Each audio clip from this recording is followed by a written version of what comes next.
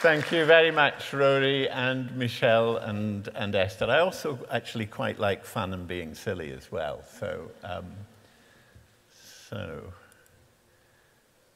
But passion. Now, some people, I think, may think that passion is a bit silly too, but I don't agree.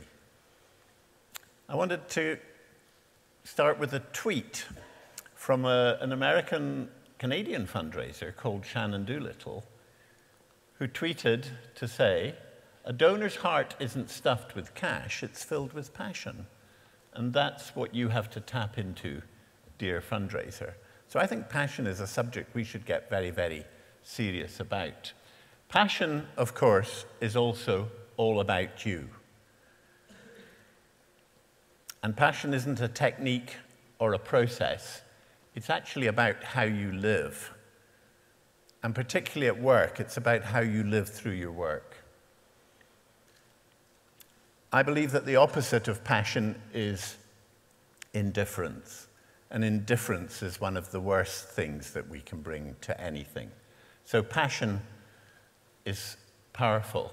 I was looking for a quote to define what I wanted to say about passion today, and I found it from Steve Jobs, one of the founders of Apple.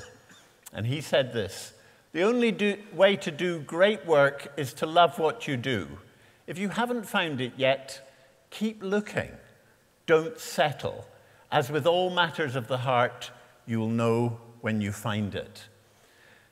Now, Tony believed that fundraising isn't just a job, it isn't just a career, it isn't just a profession. He believed it was a calling. And so I think he would, without hesitation, join me in reiterating what Steve Jobs says. If you're not passionate about your job as a fundraiser, don't settle. Do something else. In fact, go. Go now. I had visions of half the audience getting up and leaving. But I mean it. I believe that to be a fundraiser, you have got to be at least as passionate about your cause as your donors are. I don't believe that our skills as fundraisers are instantly transferable between causes. I believe if we're going to be in the inspiration business, and it's going to get harder to ask, so we're going to have to do more about inspiring, I believe that we have to be at least as passionate about the causes we promote as our donors are, because passion is infectious. Tony had no compromise on this. In fact, Tony didn't like compromise at all. He had no time for these people, the salami slicers. Tony had no time for salami slicing at all. Tony was passionate for change. He really believed that our sector had to change. And he believed, and it is a cliche, that you have to be the change that you want to see in this business.